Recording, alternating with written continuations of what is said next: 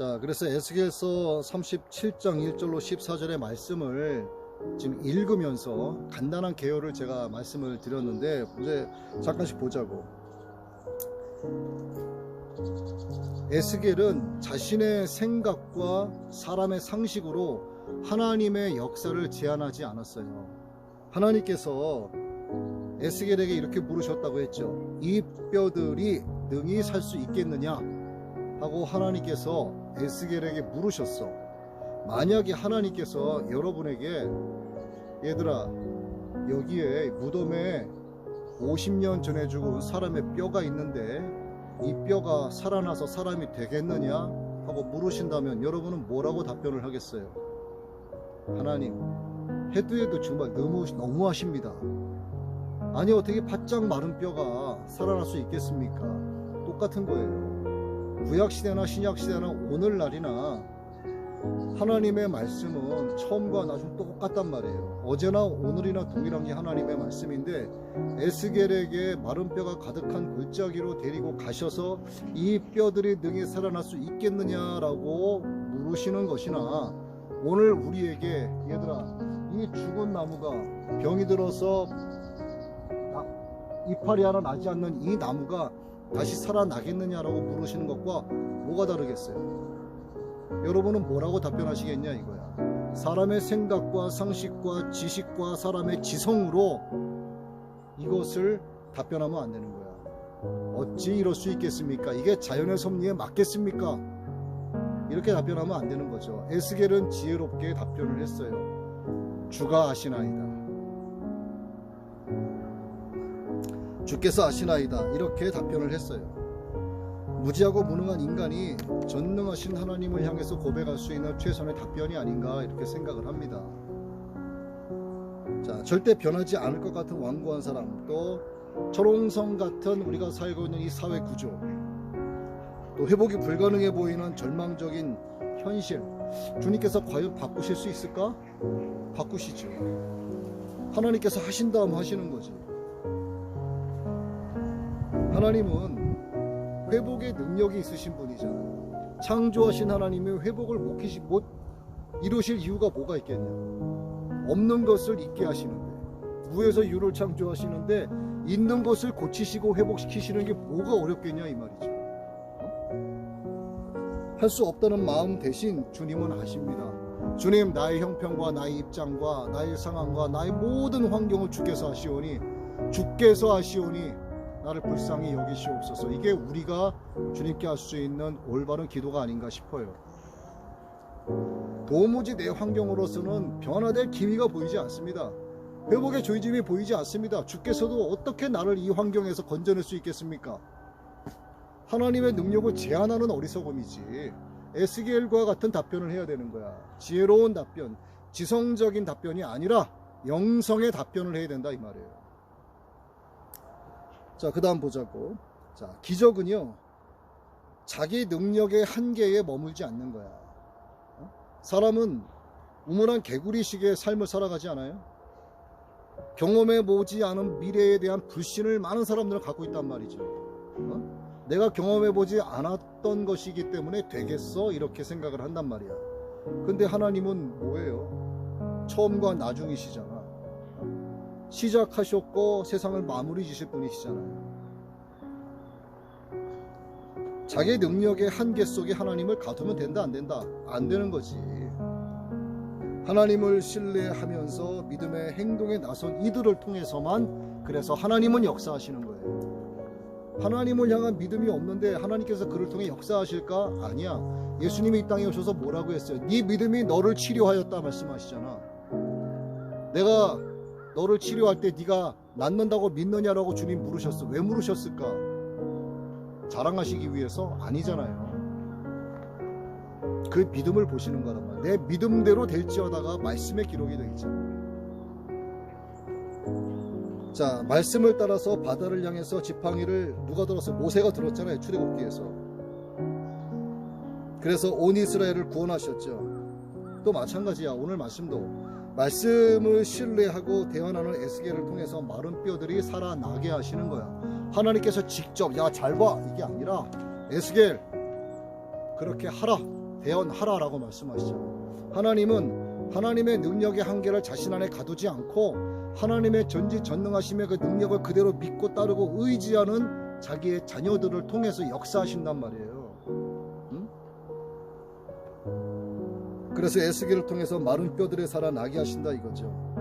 자, 이 환상이 바로 믿음의 본이 되시는 우리의 주님 되시는 예수 그리스도를 통해서 실현이 되는 거예요. 십자가는 하나님을 신뢰하지 않고는 감당할 수 없는 가장 위대한 믿음의 행위야. 십자가 자체가 그래요. 그래서 지금 내가 믿음으로 실천해야 할 행동이 무엇인가를 한번 돌이켜봐야 되는 거야. 내가 내 지성으로 하나님의 능력을 제한해 두진 않았나 한번 나를 돌이켜볼 필요성이 있다는 얘기죠.